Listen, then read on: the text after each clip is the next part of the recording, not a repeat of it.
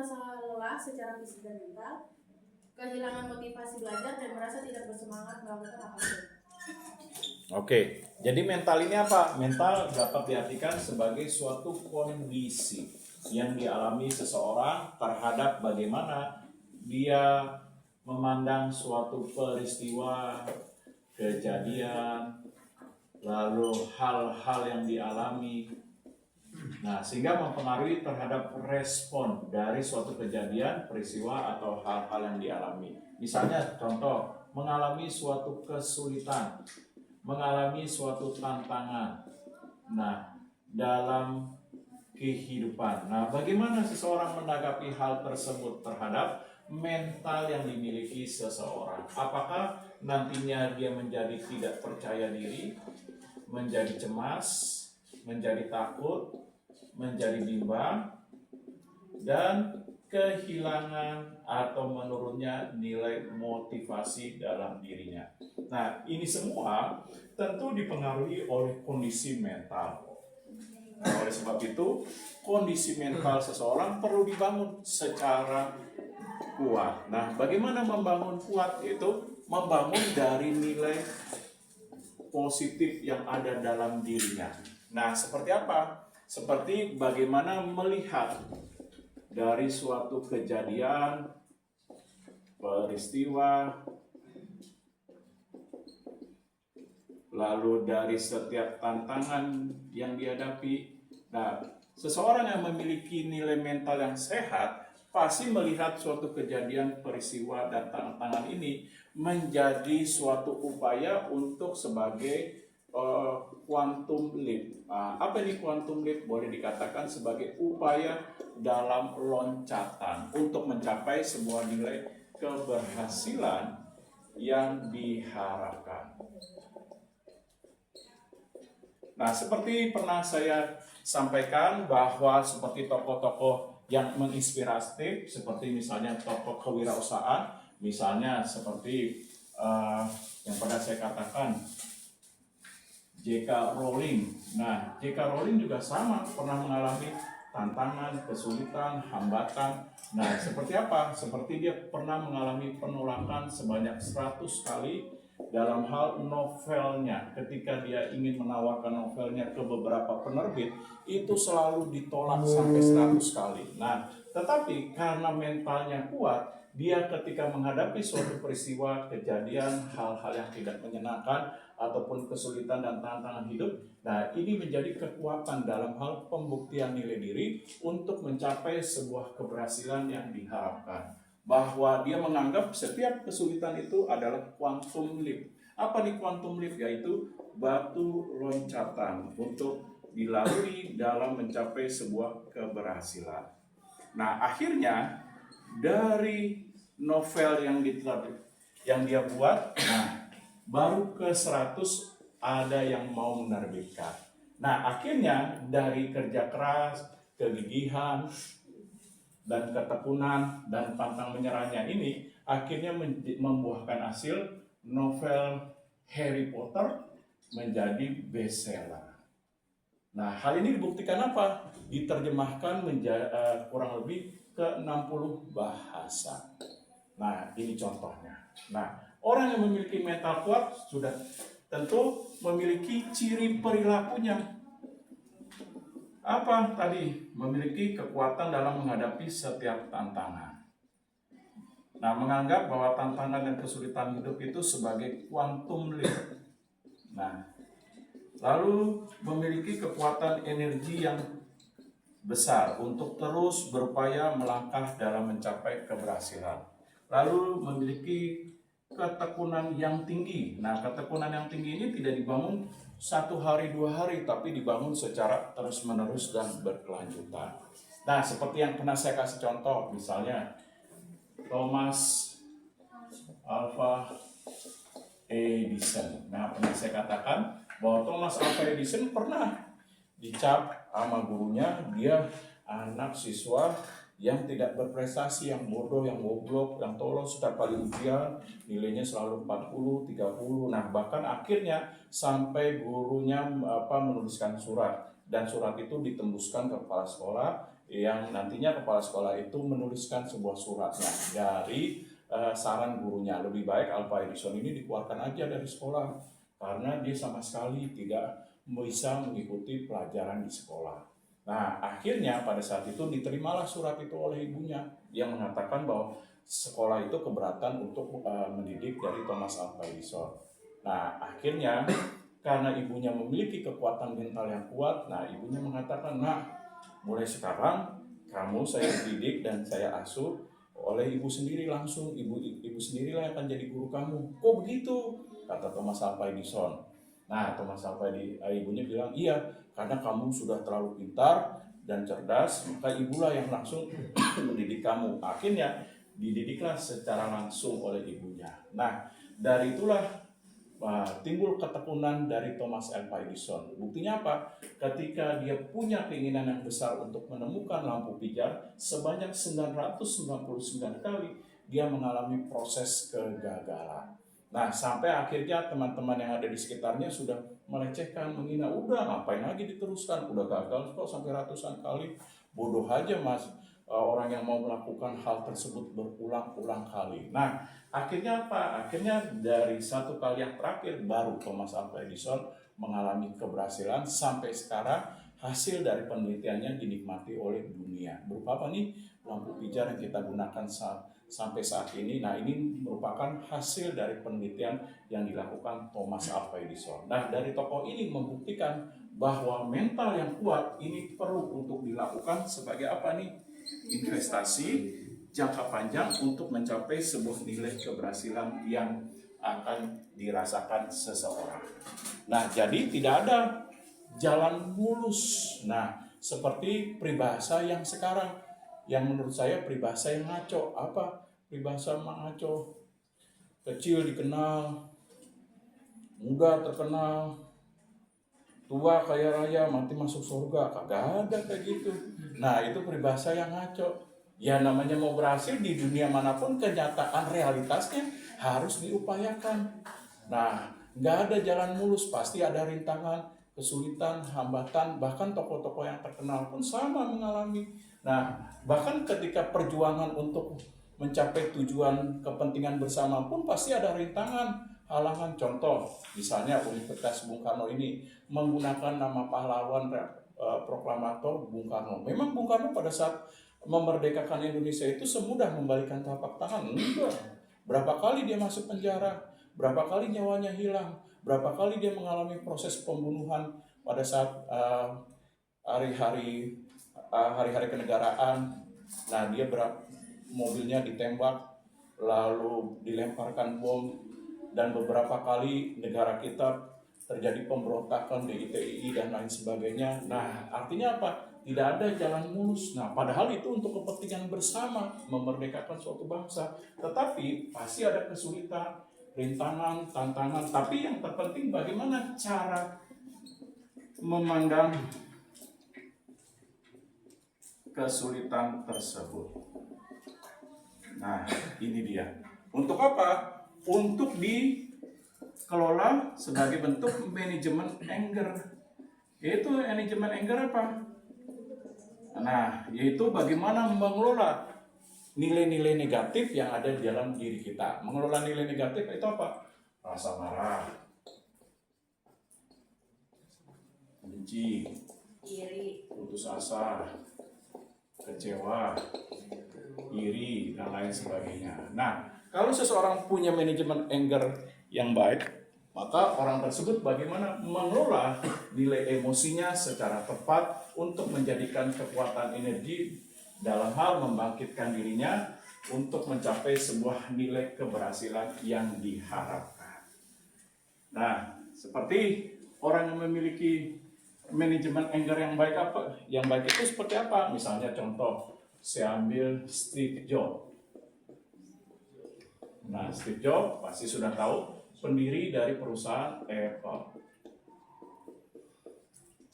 Nah, pada awal perusahaan Apple berdiri, perusahaan Apple ini udah bangkrut, udah mau hampir bangkrut. Nah, teman-temannya mengatakan, udahlah tutup, ngapain lagi diupayakan perusahaan Apple? Toh perusahaan Apple ini tidak akan bisa berjalan maju, udah tutup saja. Akhirnya Steve Jobs ini terus berupaya keras. Enggak, saya tetap jalani perusahaan ini apapun yang terjadi. Nah, sebelum benar-benar dinyatakan bangkrut, saya tetap memperjuangkan perusahaan tersebut. Nah, bahkan sampai seluruh nilai kekayaan atau asetnya dijual demi menyelamatkan perusahaan Apple. Nah, ini kan tentu resiko yang sangat besar. Nah, di mana keseluruhan aset seperti rumahnya dan kekayaan yang lainnya semua dipertaruhkan demi perusahaan Apple. Nah, karena kerja keras, upaya, dedikasi, tanggung jawab dari Apple ini, nah, maka membuahkan sebuah hasil. Akhirnya apa? Perusahaan Apple yang tadinya dinyatakan hampir bangkrut, nah sekarang menjadi salah satu perusahaan terbesar di dunia yang bergerak di bidang IT. Dengan produk legendarisnya apa? Sekarang produk legendarisnya seperti Apple dalam bentuk laptop, jam, TV ya, TV ada ya, saya orang tahu. TV nggak ada, berarti smartphone dan lain sebagainya.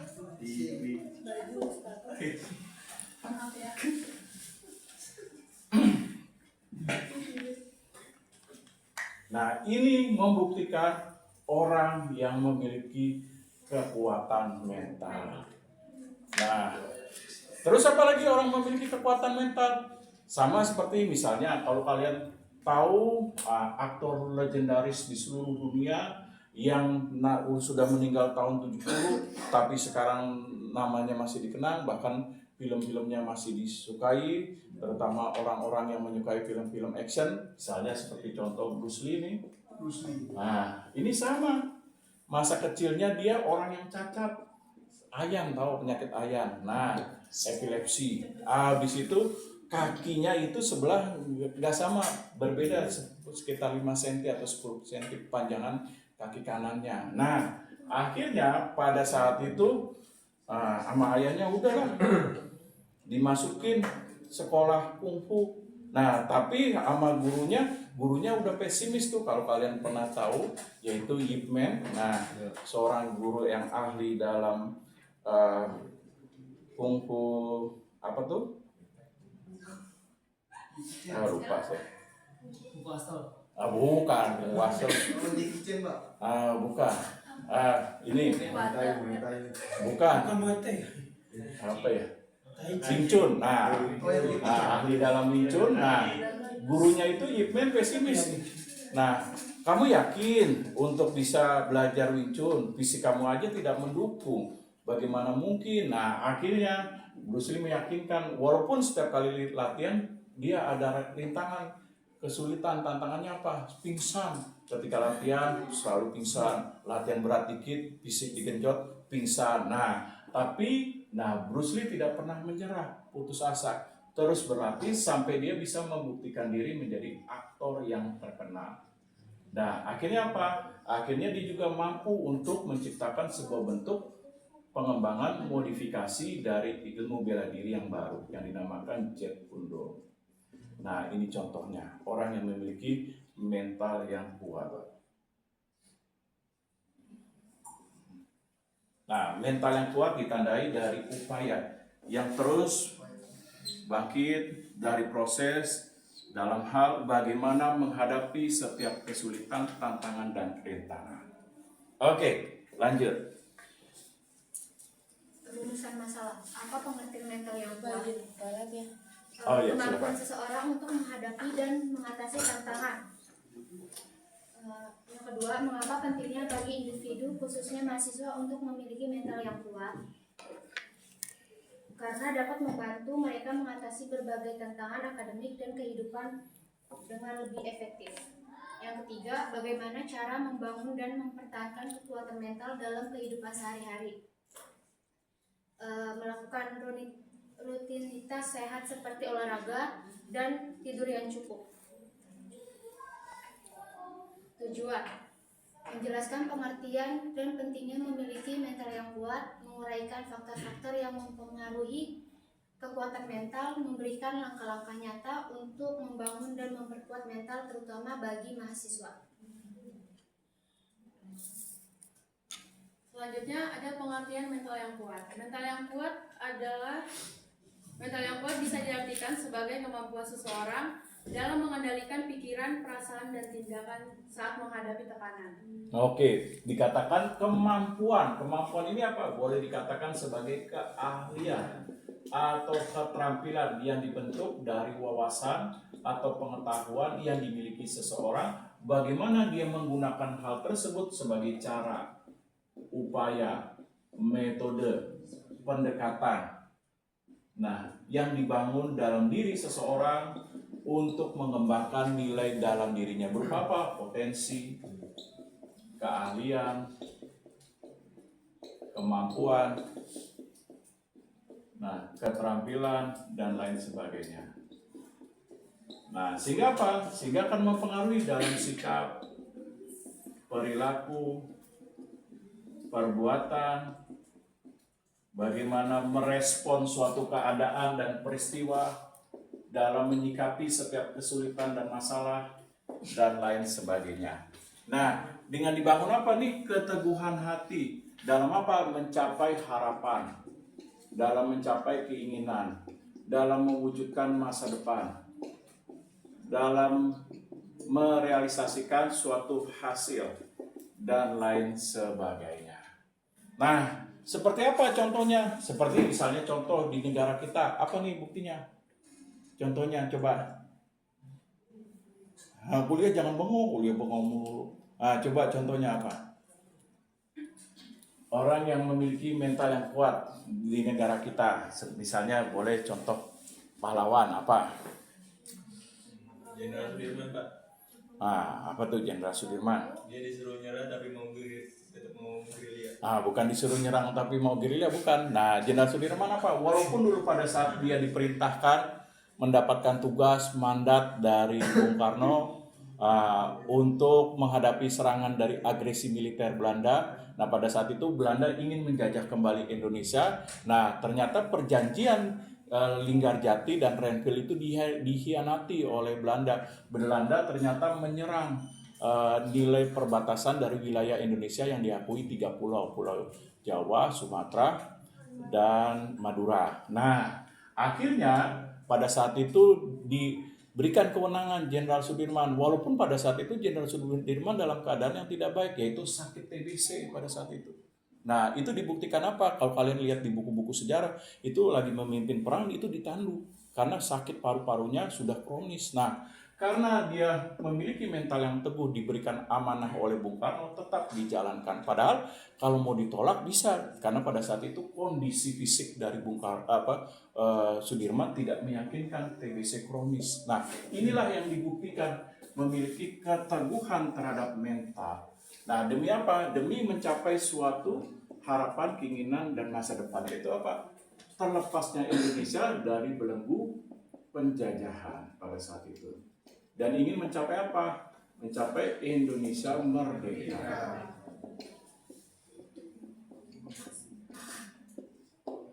Nah, kalau mental misalnya Sudirman itu tidak kuat, apa? Dia bisa menolak dari perintah atau kewenangan dari Bung Karno. Dia bisa, udah Pak, ditugaskan ke yang lain saja. Nah, ini membuktikan. Oke, lanjut.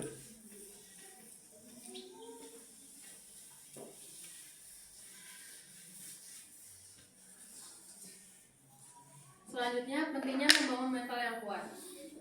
Mental yang kuat membantu kita menghadapi tekanan dengan cara positif. Dengan mental kuat, kita bisa tetap tenang saat menghadapi masalah, lebih percaya diri dalam mengambil keputusan, dan tidak mudah menyerah ketika gagal. Oke, tidak mudah menyerah ketika gagal. Ketika datang mungkin lingkungan yang buruk berupa hinaan, melecehkan, memandang sebelah mata misalnya.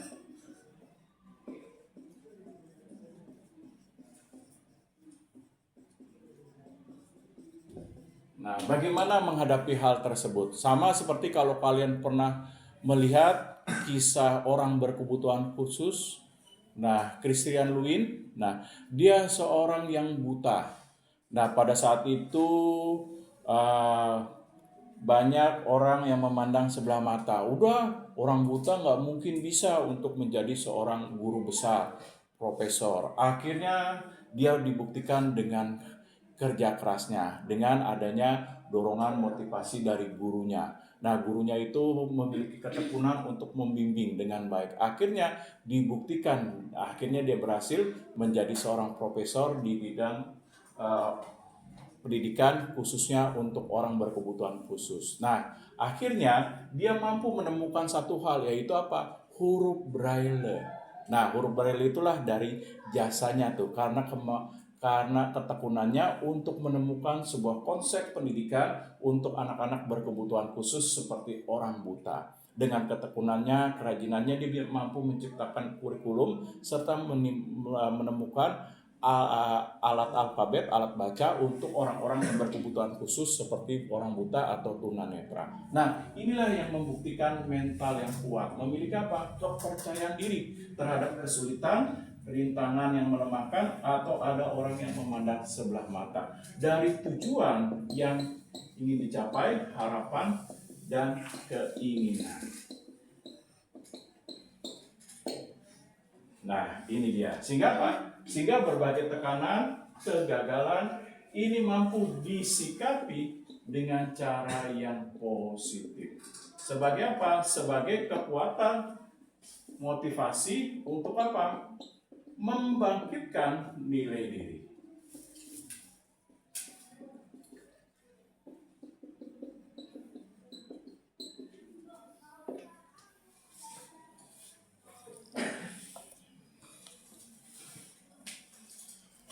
Oke, lanjut.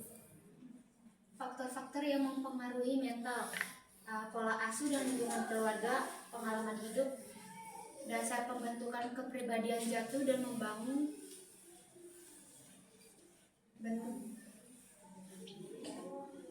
Lanjut, kenapa bukti? Ya. pola asuh dan lingkungan keluarga, pengalaman hidup, pola pikir mindset, kesehatan fisik dan emosional, lingkungan sosial dan dukungan emosional, nilai spiritual dan keimanan.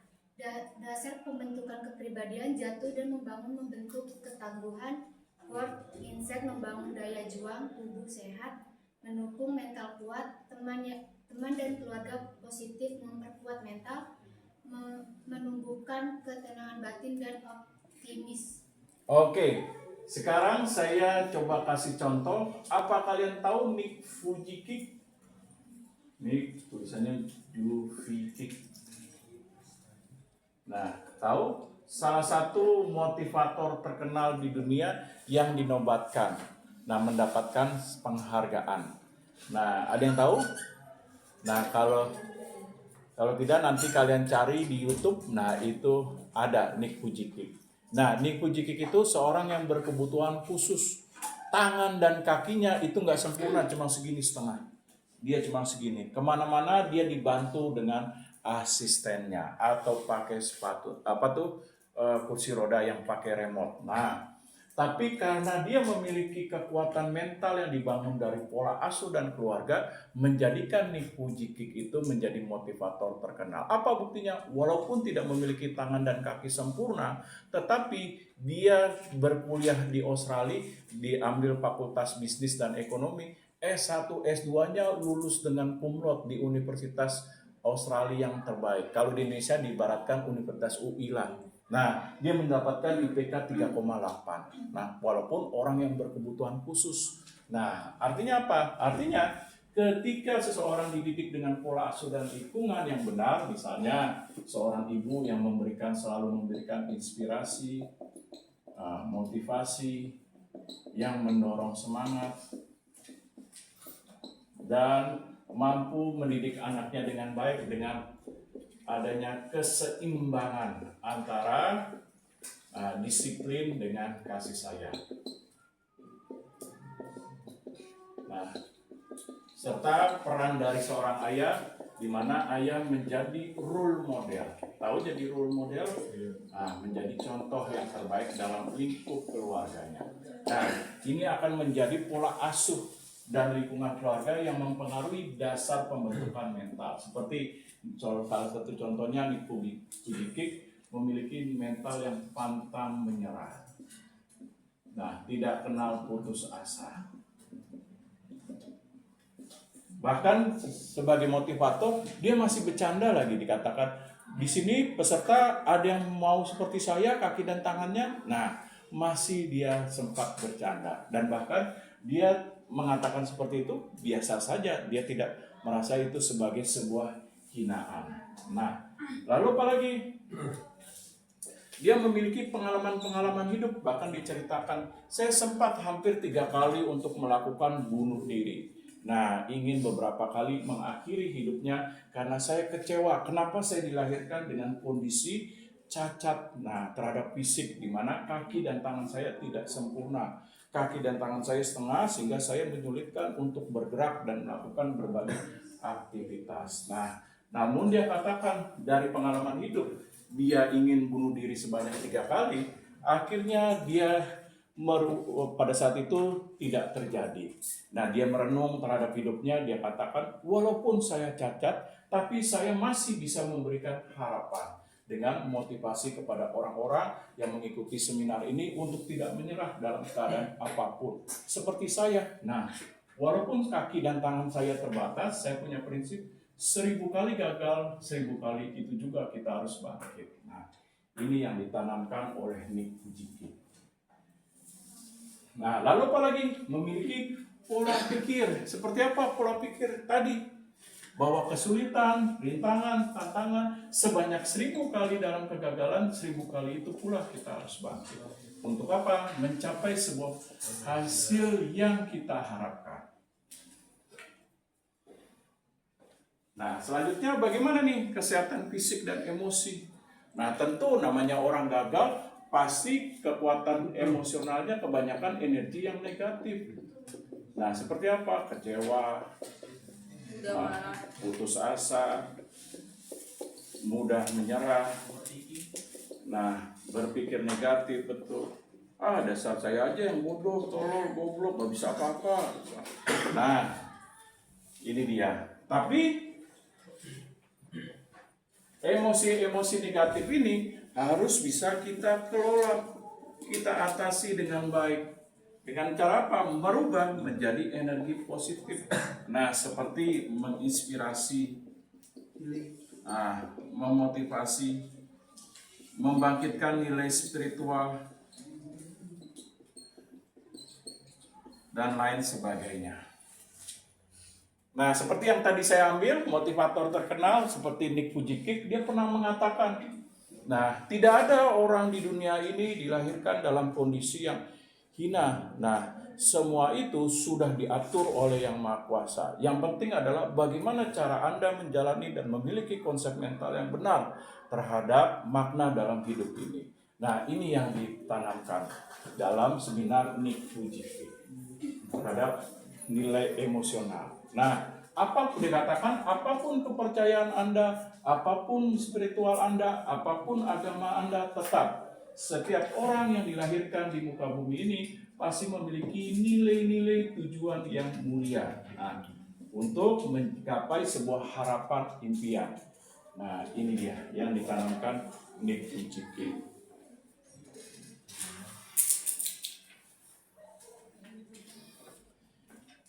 Nah, nilai spiritual ini apa? Nilai spiritual. Ada yang bisa kasih komentar?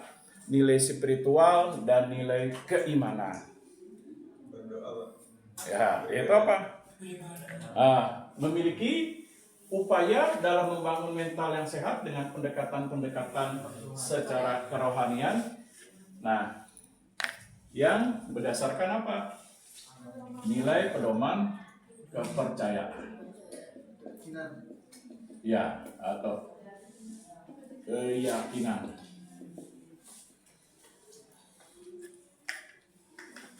Seperti apa nih dengan nilai keyakinan dan keimanan?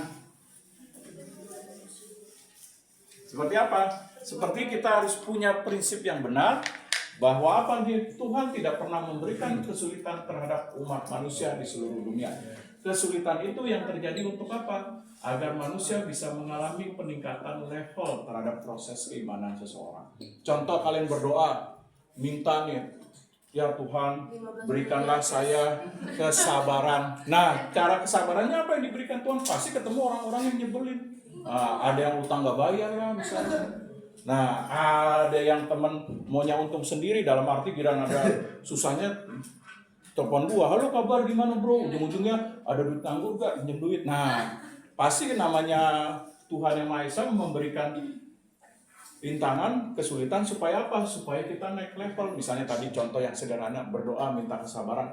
Gak mungkin ketemu teman yang baik, pasti ketemu teman yang nyebelin. Ketemu nyebelin, utang gak dibayar, ketemu maunya ditraktir doang, gak mau traktir balik, lalu lalu egois. Nah, kondisi masyarakat yang gak baik dan lain sebagainya. Nah, ini supaya mendorong kita untuk naik level. Gimana nih? Nah, tentu untuk naik level butuh proses. Nah, iya, melalui berbagai apa? Rintangan, nah, cobaan hidup dan lain sebagainya. Nah, cobain lagi. Nah, lalu apa lagi? Yang ngomong sendiri pakai menghindar lagi, ada aja. Nah, lalu apa lagi? Selain melalui proses mindset yang benar terhadap nilai spiritual gimana? Lalu apa lagi? Oh, kajian, betul.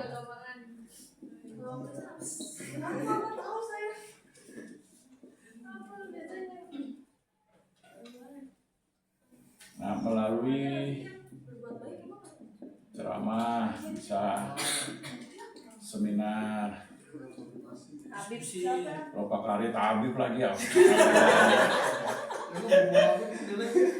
Nah, seperti melalui seminar, Ropa Karya atau ceramah-ceramah dalam keagamaan, nah, yang bisa menginspirasi terhadap nilai spiritual, seperti misalnya bagaimana menghadapi tekanan hidup, kesulitan hidup, tantangan, dan lain sebagainya, agar memiliki mental yang kuat dalam menghadapi setiap cobaan. Nah, lalu apa lagi?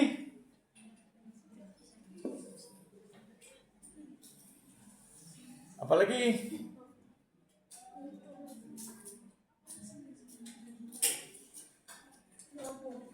Nah, jangan heran kayak tadi misal berdoa minta 12 miliar. Nah, gimana mungkin 12 miliar dikasih? Punya uang 10.000 aja pelit misalnya. Suruh misalnya sedekah nggak mau. Punya uang 10.000, sayang kasih aja gope deh 1.000, mendingan beli kopi. Nah, artinya apa? Artinya dalam nilai spiritual keimanan, nah Tuhan melihat juga bagaimana kondisi mentalnya. Kalau kondisi mentalnya 12 miliar, jangan nih. Takut nanti dikasih 12 miliar malah sombong, belagu, angkuh, sama teman mandang sebelah mata. Misalnya teman lagi bokeh, punya gak pinjam aja, benar-benar sulit nih 50.000. Zaman sekarang 50.000 bukan level gua. Nah, misalnya. Nah, kalau seperti itu kan bahaya.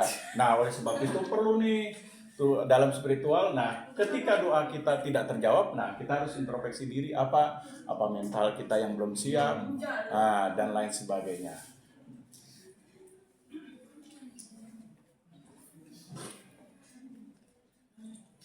Nah, terus sama kayak tadi minta apa? Alphard. Nah, sebelum dikasih masih punya motor aja udah pelit. Nah, atau sombong. Misalnya dia punya motor sport yang harganya 50 juta. Dilihat temennya cuma bebek. Harga ini masih pakai bebek. Gak level lu. Atau dibilang, jangan-jangan lu ini miskin melintir. Nah, yang gitu. Rezekinya ini susah atau nggak lancar, nggak kayak gua nih tajir melintir. Nah, ini dia kaya gokil misalnya. Nah, kalau ini berarti bahaya, berarti mentalnya yang belum siap. Nah, inilah kadang kalau ketika kita pendekatan spiritual, mengapa misalnya doa-doa kita belum dijawab, atau dalam Islam dijamah ya, berarti kita harus introspeksi diri. Introspeksi diri, apa mental kita yang belum siap, apa mungkin karakter kita yang masih kurang, dan lain sebagainya. Nah, itu harus diperbaiki secara proses bertahap.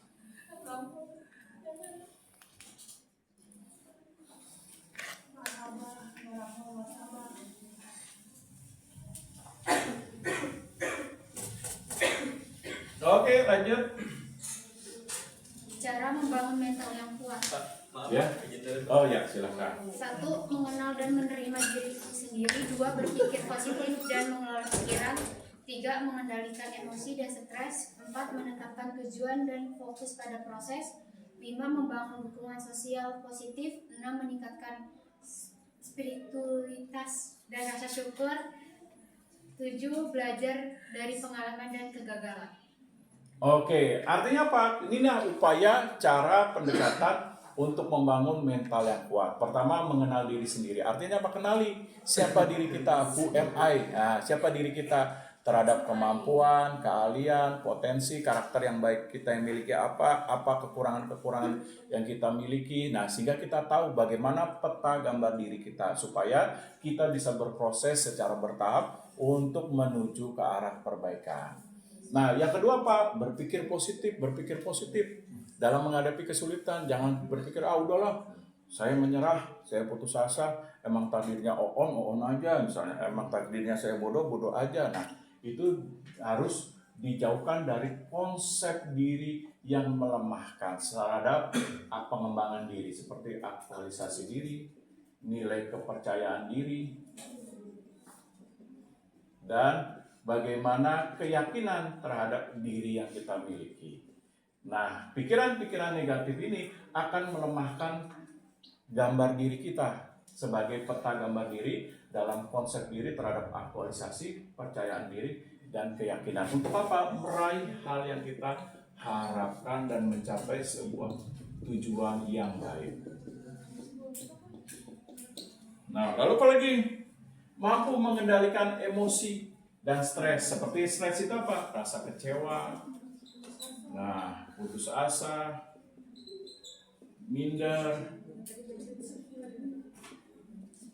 lalu tidak percaya diri, mudah menyerah, dan lain sebagainya. Nah, kita harus mampu nih mengendalikan nilai emosi dan stres. Nah, sehingga akan berdampak apa? Menurunnya semangat hidup.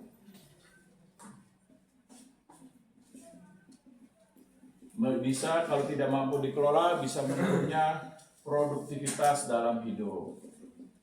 Lalu apa lagi? Menurunnya kinerja. Menurunnya upaya untuk meningkatkan potensi diri. Nah, oleh sebab itu, kita harus bisa mengendalikan emosi dan stres. Gimana nih caranya? Refreshing. Ya, bisa dengan refreshing. Lalu apa lagi? Tanya sama Romari Irama tuh. Tahu, sambil main gitar, gitu. Apa? Nah, bisa tadi pendekatan spiritual. Lalu apa lagi? Konsultasi psikolog. Oke, dengan cara pendekatan psikolog. Nah, bisa menjalankan hobi.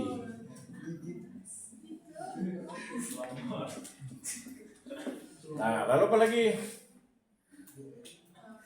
Jadi motivator. Nah, bisa mengikuti berbagai seminar-seminar pelatihan untuk membangkitkan nilai semangat dengan mengikuti berbagai seminar motivator ya. Nah, selain itu menetapkan tujuan dan fokus. Apa nih tujuan dan fokus? Nah, seperti kalian harus punya tujuan dan fokus. Misalnya lulus SMA, apa yang saya ingin capai ya? Dari siapa? Oh Pak, saya pengen kuliah. Oke, di mana? Di kampus mana? Misalnya UBK. Nah, bagaimana prosesnya dari semester 1, 2, 3, 4, 5. Nah, gimana prosesnya dalam setiap pembelajaran, dari setiap materi yang kalian terima, dari setiap mata kuliah yang kalian ikuti. Nah, bagaimana prosesnya? Nah, apa tujuannya? Nah, tujuan dalam perkuliahan yang kalian ikuti dari semester 1, 2, 3, 4 sampai terakhir, dan tujuan akhir dari kalian kuliah misalnya menyusun tugas akhir berupa skripsi, apa tujuannya? Nah, kalian harus temukan dalam proses tersebut. Nah, supaya bisa menjadi kekuatan dalam membangun mental untuk menemukan potensi diri. Nah, seperti apa? Jangan setiap kuliah, apa prosesnya? Perkuliahannya begini Pak prosesnya. Nah, jangan. Prosesnya apa? Tetap mengikuti proses dalam pembentukan dalam mental dan karakter. Nah, kalian punya hobi silahkan. Seperti yang tadi saya katakan, misalnya hobinya main TikTok, bagi-bagi pengalaman makan, boleh. Bagi-bagi pengalaman joget, boleh. Nah, yang penting bagaimana proses yang membagi waktunya secara tepat. Nah, ini dia yang penting. Nah, lalu apa lagi? Membangun dukungan sosial positif. Nah, seperti apa nih membangun dukungan sosial positif untuk mendorong pembentukan mental yang kuat? Nah, dari nilai proses sosial. Nah, apa yang bisa dilakukan? Bergaul dengan teman-teman yang Oke, bergaul dengan teman-teman lingkungan yang memiliki kekuatan mental yang positif untuk ngajak, untuk misalnya tekun, giat, teman yang suportif, rajin. sefrekuensi. Jangan satu frekuensi yang kayak gimana sih? Nah, bertanggung jawab.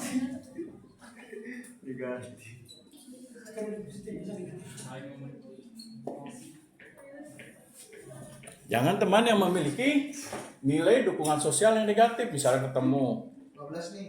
Kuliah apa nih? Bulan pertama. Kuliah apa?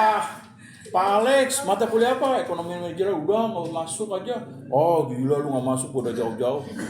Abis itu temennya memprovokator dengan mental yang negatif. Gue tahu kan isi otak lu pasti nggak ngerti dah apa-apa. Pasti cengok modelnya kan lu cuma model bengong doang di kelas. Udah nggak usah masuk, ke kantin aja bareng gua. Nih. Temannya dengan negatif nih. Rokok buat lu. Nah ini dia.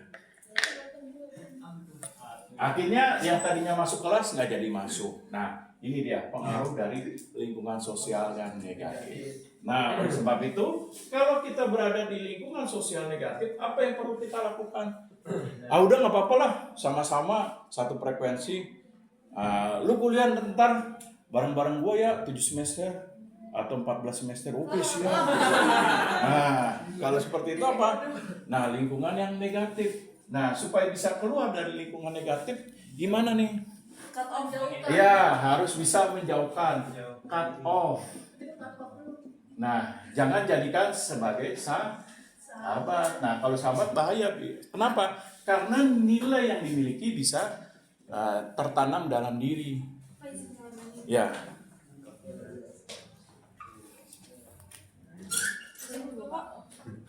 Oh ya. Nah, contohnya seperti apa? Ya, tadi kalau kita berada di lingkungan yang malas, nah, yang kerjanya cuma hura-hura, atau hidupnya berdasarkan prinsip kesenangan, atau berdasarkan euforia, apa nih cepat atau lambat kita akan masuk ke dalam nilai tersebut. Nah oleh sebab itu ya jadikan teman-teman seperti apa, sekedar hello, ngobrol sebentar 5 menit 10 menit ya sudah tinggal. Nah ngapain lama-lama, sebab kalau semakin lama ini nilainya bisa tertanam. Nah contoh lah, ada tuh teman kuliah saya dulunya rajin. Nah ketika temennya satunya sering gak masuk, akhirnya ikut-ikutan. Akhirnya teman saya dulu kuliah jadi 14 semester. Orang yang lain udah keluar cepat, dia masih aja di kampus. Lalu apa lagi? Nah, meningkatkan spiritual dan rasa syukur. Seperti apa tuh? Meningkatkan spiritual dan rasa syukur. Nah, ini nggak boleh malas. Kalian yang agama Islam, nah jangan mentang-mentang udara dingin, apalagi sekarang hujan, tarik selimut deh. Kalau malam-malam bangun, tahajud, sholat, nah tingkatkan spiritualitas sehingga rasa syukur, lalu rasa untuk menghargai dalam kehidupan pasti akan tertanam. Nah jangan mentang-mentang sih sekarang musim hujan, jam 3, jam 4, mendingan tarik selimut. Tuhan juga tahu kali lagi hujan, nah gitu. Tuhan kok diajak kompromi misalnya. Oke, lalu apa lagi dalam meningkatkan spiritual? Nah, jangan males. Untuk apa? Nah, gunakan tuh HP, handphone yang baik untuk ceramah-ceramah. Jangan gunakan cuma buat joget-joget begini doang. Nah, itu. Nah, bikin joget.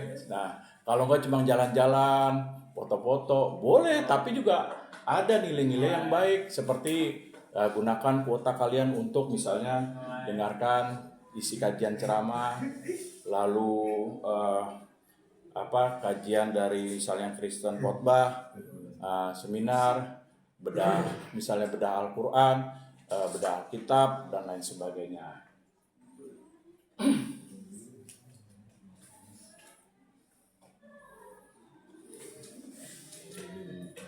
Nah, lalu apa lagi? Nah, jalankan nih, jangan lupa punya teman yang baik untuk selalu mengingatkan agar misalnya kalau yang Islam selalu melaksanakan sholat 5 waktu. Jangan punya teman, udah nggak usah sholat lah, ntar juga sama aja mati-mati juga dikubur tanah. Nah, kalau seperti itu repot. Nah, kalau punya teman seperti itu, udah sekali-sekali lah bolos, nggak apa-apa, nggak usah sholat. Tuhan juga tahu namanya manusia kan pasti kekurangan nih. Nah, begitu dah menggunakan alibi misalnya namanya manusia not body perfect. Nah, itu dia. Nah, terus apa lagi? Yang Kristen juga jangan lupa. Mentang-mentang hari Minggu mendingan jalanin hobi mancing. Mentang-mentang yang Kristen hari Minggu males, mendingan mancing, makan di restoran, video, nonton bioskop. Sehingga sulit untuk bisa mencapai nilai spiritual yang baik. Nah, belajar dari pengalaman. Seperti apa nih contoh? Kampus yang menginginkan. Ya? Kegagalan masuk kampus yang menginginkan. Gimana tuh? Bisa cerita? Sharing. Iya, misalnya aku pengennya masuk kampus yang negeri. Misalnya pengen masuk UI. Terus gimana? Ya, nggak apa-apa, jangan nyerah. Saya juga sama. Saya dulu pengen masuk UI, akhirnya gagal. Masuknya malah di Grogol, jatuh ke Universitas Trisakti akhirnya saya. Tapi kan udah turun tuh downgrade.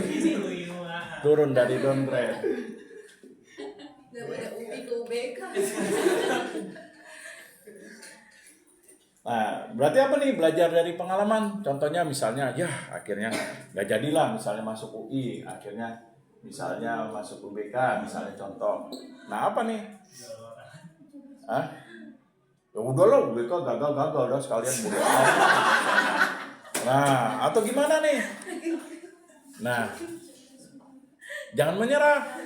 Tetap memiliki motivasi yang tinggi. Apa buktinya? Kalau kalian pernah lihat novel yang diangkat dari kehidupan nyata tuh, tahu yang kehidupan seseorang yang akhirnya bisa dapat beasiswa ke Prancis.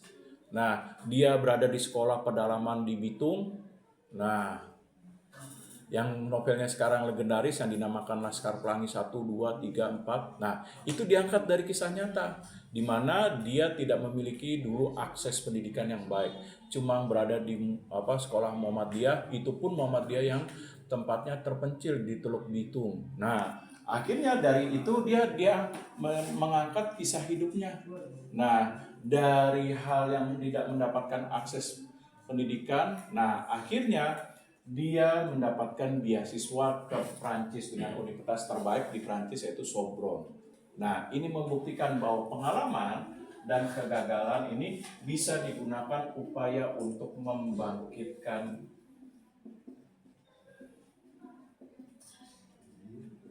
nilai, potensi, dan mencapai harapan.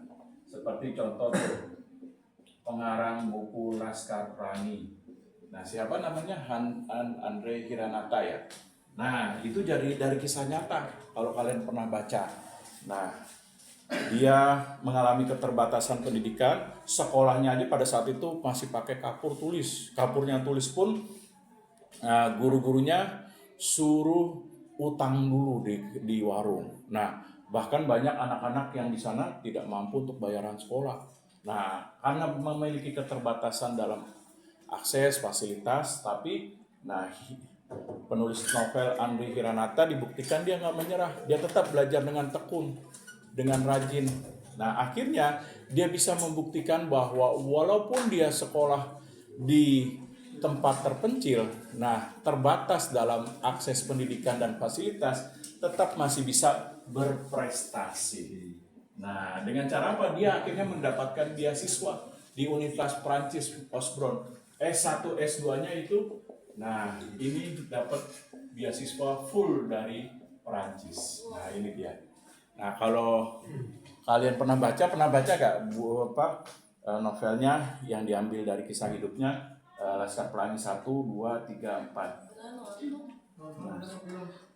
Filmnya.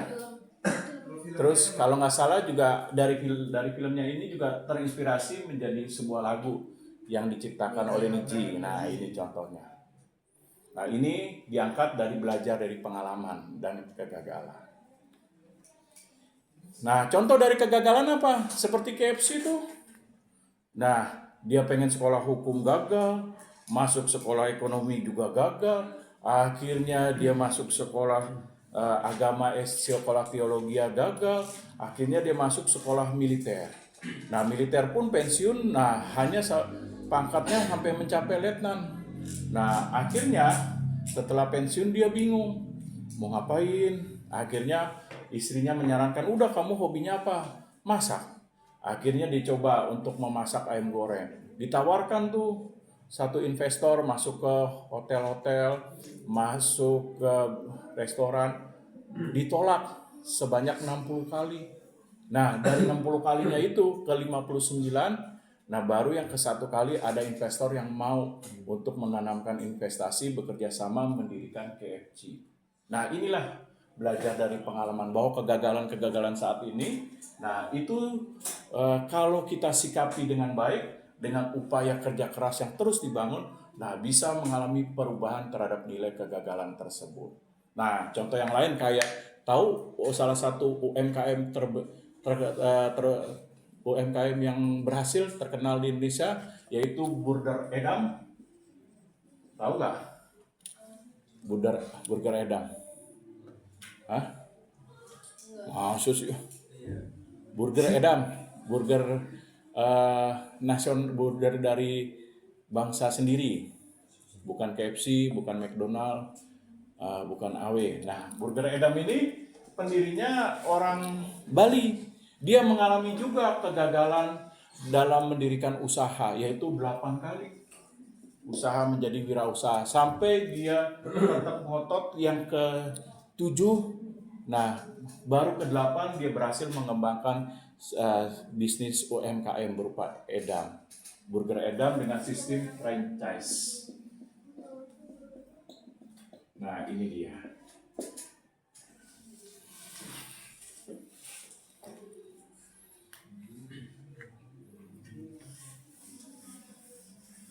Nah, artinya apa? Kalau gagal, coba lagi. Gagal lagi gimana? Coba terus sampai menunjukkan sebuah hasil. Jangan satu kali gagal, udahlah, gak berbakat. Kayaknya oon saya, kayaknya saya bego, kayaknya saya tolol. Nah, sehingga tidak mau untuk maju dan melangkah. Nah, oleh sebab itu perlu untuk membangun mental yang kuat. Dari apa? Dari pengalaman buruk. Bagaimana pengalaman buruk kita rubah untuk menjadi kekuatan energi dalam membangkitkan nilai diri sebagai bentuk mengelola nilai emosi negatif yang tadi rasa kecewa, putus asa, minder, mudah menyerah, mudah kecewa, tidak merasa sulit untuk mencapai harapan. Nah, ini energi negatif kita perlu ubah menjadi energi positif sebagai nilai pembuktian diri. Seperti apa? Memiliki kepercayaan, keyakinan, harapan, masa depan, lalu memiliki ketekunan, tanggung jawab, kerja keras, dan lain sebagainya. Nah, sampai apa? Sampai hasil, nah, memberikan pembuktian. Nah, ini dia. Oke, lanjut. Selanjutnya ada manfaat memiliki mental yang kuat. Jika kita sudah memiliki mental yang kuat, banyak sekali manfaat yang bisa kita rasakan.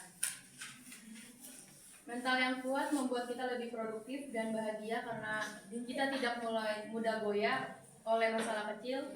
Seseorang yang mentalnya kuat biasanya lebih fokus, semangat belajar, dan punya tujuan yang hidup yang jelas. Oke, lanjut. Udah. Nah, ini manfaat untuk memiliki mental yang kuat. Pertama, bisa menghadapi tekanan hidup seperti tadi hinaan, melecehkan, cacian, dan lain sebagainya. Kita mampu rubah menjadi energi positif untuk membangkitkan diri, seperti hinaan menjadi inspirasi. Nah, seperti yang dilakukan Steve Jobs, Bruce Lee, lalu dilakukan oleh Thomas Alva Edison, dan lain sebagainya. Nah, lalu apa lagi? Nah, nilai negatif seperti rasa kecewa, putus asa, mudah menyerah, tidak percaya diri, kita bisa, kalau kita memiliki mental kuat, kita bisa merubah sebagai bentuk tindakan berupa kerja keras, tanggung jawab,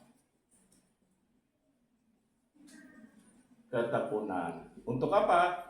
Untuk mencapai sebuah impian yang kita bangun. Tapi harus dilakukan secara terus-menerus. Jangan tobat, tahu tobat atau tobat? Seminggu kumat, seminggu tobat. Artinya seminggu ini rajin, besok seminggu lagi malas, yang nggak bisa. Nah, untuk mencapai itu harus konsisten, betul.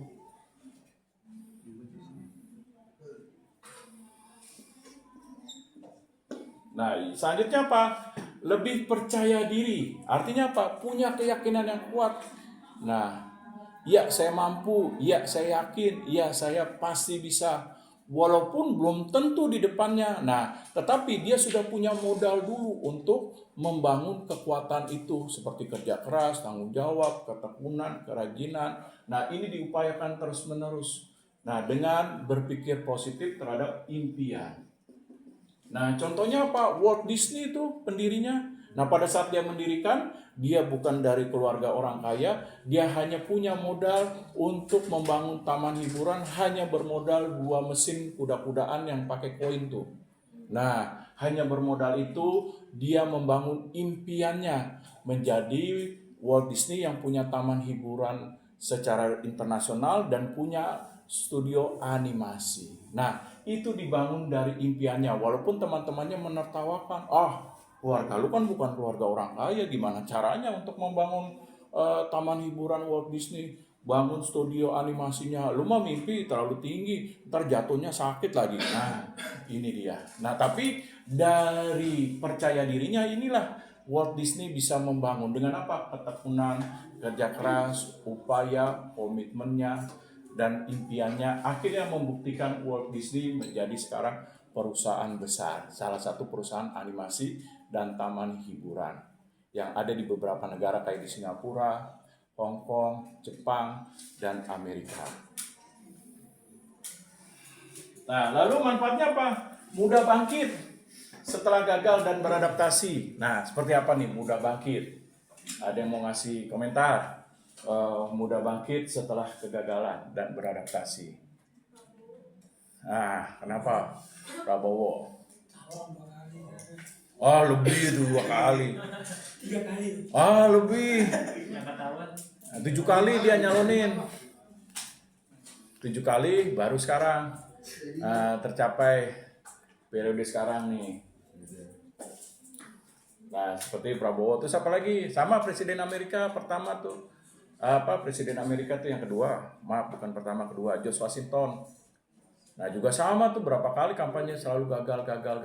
Akhirnya dia berhasil untuk jadi presiden. Nah, apalagi nih dari proses kegagalan dan mampu beradaptasi untuk bangkit. Apalagi nih contohnya.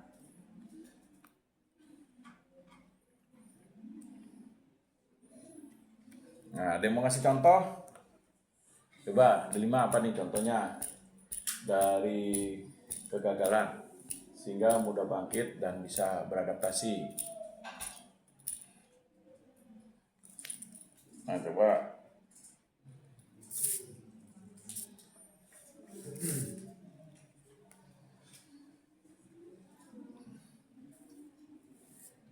Nah, contohnya apa nih delima?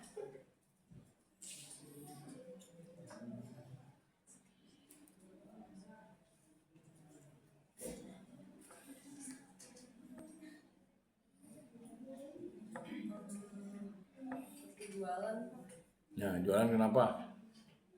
Jualan gak laku, marah. Oh, beli dong. Wah. Kayak membangun usaha jualan itu kan nggak mudah ya. Ada Iya. saingannya di mana-mana. Ya. Tapi coba lagi sampai bisa beradaptasi. Oke, betul. Seperti misalnya contoh pebisnis menjadi wirausaha. Nah, menjadi wirausaha itu perlu proses yang panjang. Nah, tidak hanya dibangun 1, 2, atau 3 hari, tapi butuh waktu bisa tahunan, belasan, bahkan bisa puluhan tahun. Contoh misalnya, kalau kalian tahu seperti Sido Muncul, itu baru berhasil generasi keempat dia.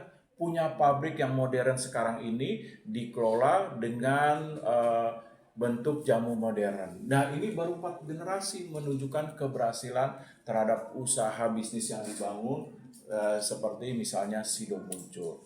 Nah, lalu apa lagi? Seperti misalnya contoh teh botol sosro. Nah, itu 3 generasi baru teh botol sosro berhasil. Nah, dalam membangun usahanya, dia mengembangkan usahanya itu diambil dari Sosro Amijoyo pendirinya. Nah, baru berhasil itu generasi anak selanjutnya itu generasi ketiga. Dia baru punya pabrik yang sekarang ini dikelola dengan modern, teh yang dikemas dalam botol. Dulu dikemasnya dalam bentuk plastik nih. Nah, istilahnya zaman sekarang minuman es cekek. Nah, itu dia. Es cekek dari Brooklyn. Nah, ini dia. Tapi karena ketekunannya, dia akhirnya teh botol sosro bisa menunjukkan keberhasilan setelah generasi ketiga. Nah, menjadi kewirausahaan atau pebisnis itu prosesnya panjang. Gak bisa ditentukan 1 hari, 2 hari, 3 bulan, 4 bulan, 5 bulan, atau setahun. Nah, yang penting apa? Dibuat dengan ketekunan. Nah, contoh seperti kalau kalian pasti kalau saya sebutkan tahu seperti pengembang developer properti terkenal di Indonesia, salah satunya adalah Ciputra. Nah, Ciputra baru berhasil membangun bisnisnya menjadi bisnis perumahan properti terbesar di Indonesia. Nah, salah satu properti sukses di Indonesia, salah satu. Nah, ini 25 tahun. Nah, membangun usahanya baru berhasil seperti gudang garam itu 35 tahun. Nah, membangun usahanya baru berhasil, punya sistem, punya pabrik, nah, punya kantor, bagaimana mengembangkan usahanya dan lain sebagainya. Jadi, nah, membangun keberhasilan butuh upaya kerja keras dan tidak takut dalam kegagalan. Tapi apa? Harus dikelola bagaimana kegagalan tersebut. Artinya apa? Ditekan resiko kegagalan. Dengan cara apa nih menekan resiko kegagalan? Disiplin, tanggung jawab, dengan kerja keras, memanage waktu dengan baik, memanage keuangan atau mengelola keuangan dengan baik, dan lain sebagainya. Nah, seperti apa? Jangan mentang-mentang baru untung besar, ngajakin temennya, udah kita party yuk, joget disco. Nah, jangan mentang-mentang untung besar, ngajakin disco, ngajakin clubbing, ngajakin mabok. Nah, pasti juga mohon maaf kalau bahasa anak zaman sekarang, Tuhan geli kali, jijik gue ngeliat baru kasih rezeki dikit, udah begini, udah sombong, gimana gue kasih rezeki banyak. Nah, ini dia. Nah, terakhir lebih produktif, tenang, dan bahagia. Seperti apa nih? Ada yang mau ngasih komentar?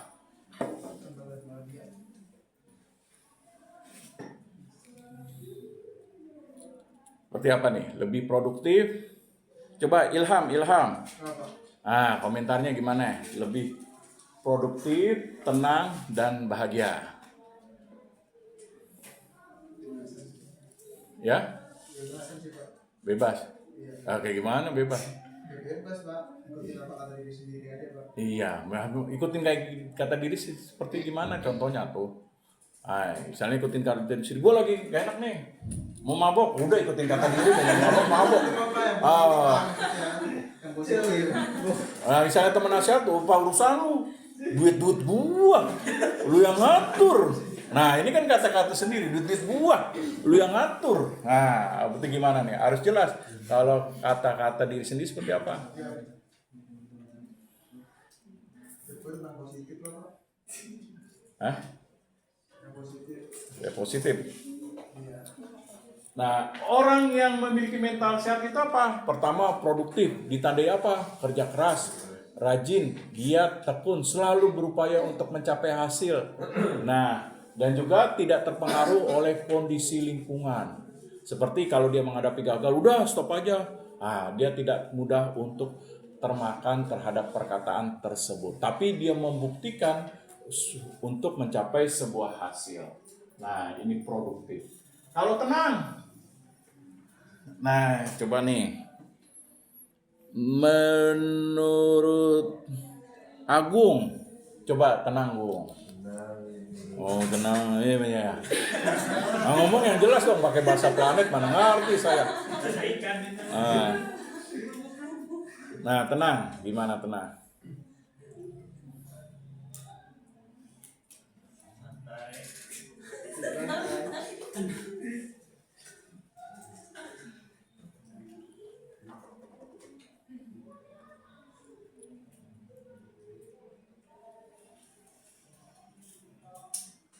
Tenang, gimana? Tenang.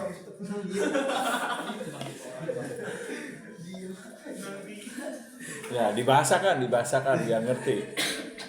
Apa tuh? Orang mental kuat ditandai dengan tenang. Kayak gimana tenang?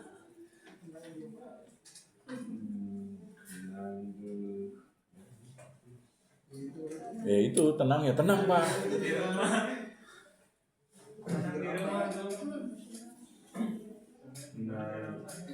Tenang apa? Kalau panikan Pak, kalau bisa buka usaha. Oke, tenang itu pertama bisa tegar. Nah, lalu apa lagi? Nah, lalu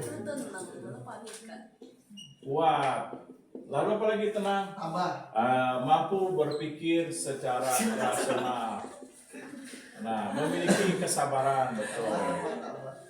Nah, inilah tenang. Jadi ketika ada gejolak, permasalahan dalam hidup, dia tidak mudah untuk panik. Nah, takut, bimbang. Nah, sehingga tetap bisa mencapai sebuah hasil dengan kekuatan tadi, tenang, berupa tegar, kuat, rasional, sabar, terus untuk mengelola diri yang dibentuk dari rajin, giat, dan tekun.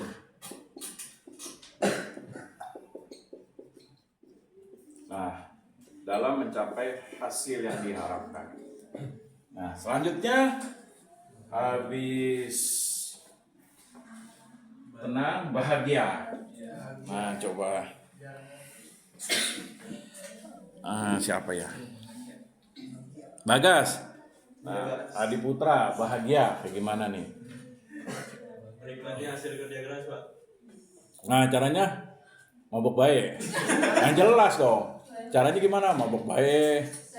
Caranya beli Pak. Hah? Beli barang yang dibutuhin, yang mau dari lama gitu.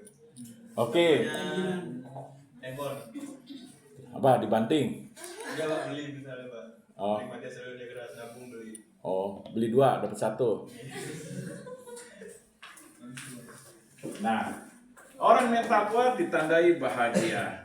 Bahagia itu apa? Tadi sukacita, damai. Nah, artinya ketika mengalami suatu gejolak, permasalahan, dia tetap bisa damai, sukacita, bahkan sentosa. Nah, bahkan dia bisa berbagi berbagi kebahagiaan di tengah-tengah kesulitan yang terjadi. Seperti apa? Seperti empati, toleransi, melakukan sedekah,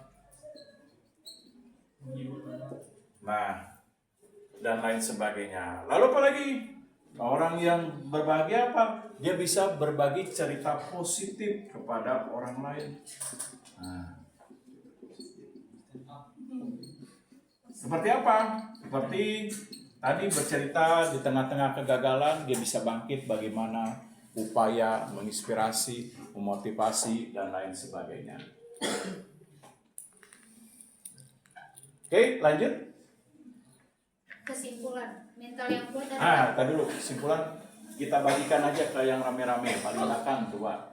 1, 2, 3, 4, 5, 6, 7. Nah, coba. Satu-satu aja, satu-satu.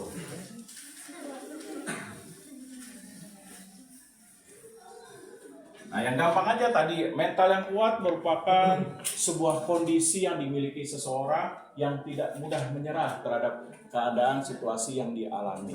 Bahkan memiliki cara pandang yang positif dalam menjalankan nilai kehidupan terhadap tantangan, rintangan, dan kesulitan yang dihadapi. Nah, itu kan bisa satu kesimpulan sederhana.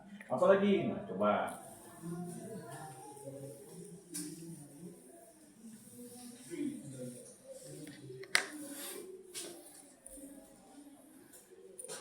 Ayo dari paling belakang.